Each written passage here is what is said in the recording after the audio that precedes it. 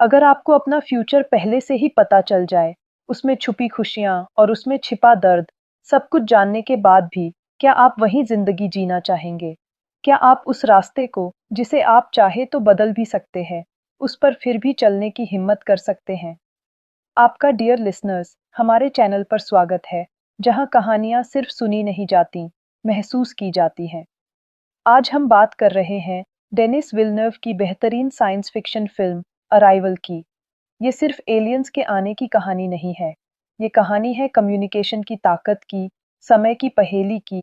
ये सफ़र आपको ज़िंदगी, प्यार और नुकसान को एक बिल्कुल नए नज़रिए से देखने पर मजबूर कर सकता है। तो चलिए फिर शुरू करते हैं। कहानी हमें मिलवाती है प्रोफेसर लुईस बैंक्स से।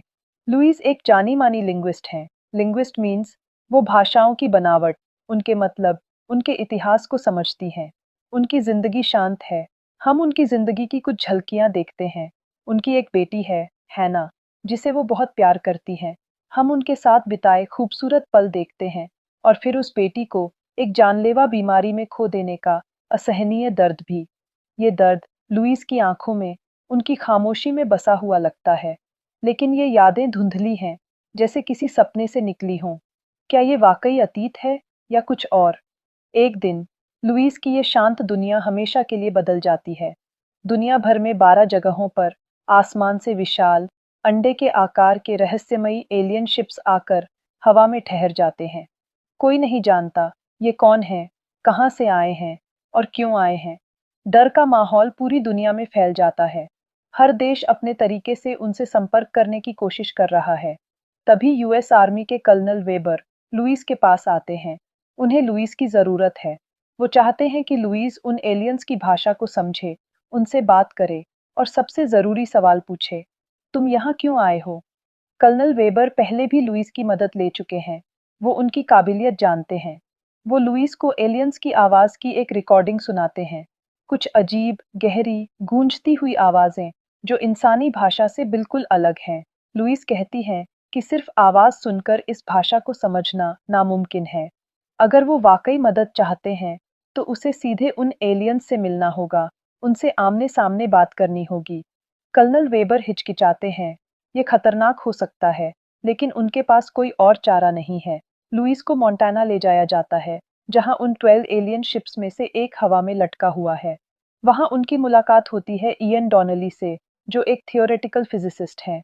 इयन का नजरिया साइंटिफिक है। वो पैटर्न्स, फिजिक्स और लॉजिक से एलियंस को समझना चाहता है। लुईस का तरीका अलग है। वो भाषा, कल्चर और कम्युनिकेशन के जरिए एक पुल बनाना चाहती हैं। दोनों के तरीके अलग हैं, पर मकसद एक, उन रहस्यमयी मेहमानों को समझना। जब लुईस और इयन पहली बार उस विशाल एलियन शिप, जिसे शेल कहा जाता है, के अंदर जाते हैं, तो वो एक अलग ही दुनिया में कदम रखते हैं। ग्रेविटी अलग है, माहौल अजीब है, और फिर उनका सामना होता है उन एलियंस से। वो विशाल हैं, 7 पैरों वाले, जैसे कोई तैरती हुई स्याही के बादल। उन्हें हेप्टापॉड्स कहा जाता है। वो एक कांच जैसी स्क्रीन के पीछे हैं, धुंध में लिपटे हुए। अब चुनौती शुरू होती है, बात कैसे करें? लुईस जानती हैं कि जल्दबाजी खतरनाक हो सकती है। वो सबसे बुनियादी चीज से शुरुआत करती हैं। वो व्हाइट बोर्ड पर ह्यूमन लिखती हैं और अपनी तरफ इशारा करती हैं। जवाब में एक हेप्टापॉड अपनी एक भुजा से हवा में सर्कुलर सिंबल बनाता है। ये उनकी लिखी हुई भाषा है। ये लिनियर नहीं है, जैसे हमारी भाषा होती है, शुरू से अंत तक। ये सर्कुलर है, जिसमें शुरुआत और अंत का फर्क मिट जाता है। हर सिंबल एक पूरे सेंटेंस या कॉन्सेप्ट को दर्शाता है। इसे समझना इंसानी दिमाग के लिए पहेली है। लुईस और इयन रोज उस शेल में जाते हैं। धीरे धीरे वो बेसिक वर्ड सीखते हैं। Lewis, Ian, human. हेप्टापॉड्स भी उनके नाम सीखते हैं, जिन्हें वो अपने सर्कुलर सिंबल्स में लिखते हैं। 2 हेप्टापॉड्स जिनसे वो बात करते हैं, इयन मजाक में उनका नाम एबट और कॉस्टेलो रख देता है। कम्युनिकेशन का ये प्रोसेस बहुत धीमा और मुश्किल है, लेकिन जैसे जैसे लुईस उनकी भाषा को समझने लगती है, उसके साथ कुछ अजीब होना शुरू होता है। उसे अपनी बेटी हैना की यादें और ज्यादा आने लगती हैं, बहुत साफ, बहुत असली। वो भविष्य के पल देखने लगती है, ऐसे पल जो अभी हुए ही नहीं। उसे समझ नहीं आता कि ये क्या हो रहा है। क्या ये तनाव का असर है या एलियंस की भाषा उसके दिमाग पर कुछ असर डाल रही है। क्या आपने कभी ऐसा महसूस किया है, जब कोई नई चीज़ सीखते हुए आपका दुनिया को देखने का नज़रिया बदलने लगता है? जब शब्द सिर्फ शब्द न रहकर सोच को आकार देने लगते हैं। बाकी जगहों पर भी बात करने की कोशिशें हो रही हैं, पर हर देश अपने मतलब निकाल रहा है। जानकारी शेयर हो रही है, पर भरोसा टूट रहा है। चीन और रूस जैसे देश एलियंस को खतरे की तरह देख रहे हैं। कई हफ्तों बाद लुईस यह सवाल पूछती है, तुम पृथ्वी पर क्यों आए हो? हेप्टापॉड्स का जवाब आता है एक सिंबल में। ट्रांसलेशन होता है यूज वेपन, हथियार। ये शब्द दुनिया में आग लगा देता है। क्या एलियंस हमला करने वाले हैं? क्या वो हमें हथियार दे रहे हैं? डर शक पर हावी हो जाता है। चीन बातचीत बंद कर देता है, हमले की धमकी देता है। लुईस को लगता है ये गलतफहमी है। वेपन का मतलब टूल या गिफ्ट भी हो सकता है। भाषा कॉन्टेक्स्ट पर निर्भर करती है, लेकिन डरी हुई दुनिया सुनने को तैयार नहीं। कुछ सैनिक डरकर या आदेश पर शेल के अंदर एक बॉम्ब प्लांट कर देते हैं। लुईस और इयन उस वक्त अंदर ही होते हैं, एलियंस से बात करने की कोशिश कर रहे होते हैं। पहली बार हेप्टापॉड्स लुईस को सीधे अपनी स्क्रीन पर लिखने को कहते हैं। जैसे ही लुईस लिखती है, जवाब में एबर्ट और कॉस्टेलो एक साथ सैकड़ों सिंबल्स रिलीज करते हैं, जैसे वो जल्दी में बहुत सारी जानकारी देना चाहते हों। तभी उन्हें बॉम्ब का पता चलता है। वो फौरन शेल की ग्रेविटी बदलते हैं, लुईस और इयन को बाहर धकेल देते हैं और दरवाजा बंद कर लेते हैं। एक धमाका होता है। हेप्टापॉड्स ने अपनी जान पर खेलकर उन्हें बचाया। अब शेल जमीन से और ऊपर उठ जाता है, जैसे वो इंसानों से दूरी बना रहे हों। लुईस और इयन उन सैक्टो सिंबल्स को समझने की कोशिश करते हैं, जो एलियंस ने आखिर में दिखाए थे। उन्हें एहसास होता है कि ये सिंबल्स पूरी भाषा का एक हिस्सा हैं, और ये जानकारी 12 हिस्सों में बांटी गई है, हर शेल के लिए एक हिस्सा। एलियंस चाहते थे कि इंसान एक होकर, जानकारी शेयर करके, इस पहेली को सुलझाएं। लुईस के भविष्य के विजन्स अब और साफ हो गए हैं। वो अपना पूरा भविष्य देख सकती है, उसके हस्बैंड इयन के साथ उसका रिश्ता, हैना का जन्म, उसकी बीमारी, उसकी मौत। उसे एहसास होता है कि हेप्टापॉड्स की भाषा सिर्फ शब्द नहीं, ये समय को देखने का नजरिया है। उनके लिए समय लिनियर नहीं, सर्कुलर है। अतीत, वर्तमान, भविष्य, सब एक साथ। उनकी भाषा सीखने से लुईस का दिमाग भी समय को ऐसे ही महसूस करना सीख रहा है। वो भविष्य की यादें देख रही है। उसे एक विजन आता है कि वो अकेले एलियन शिप में जाती है। फिर हकीकत में एक छोटा यान उसे ऊपर ले जाता है।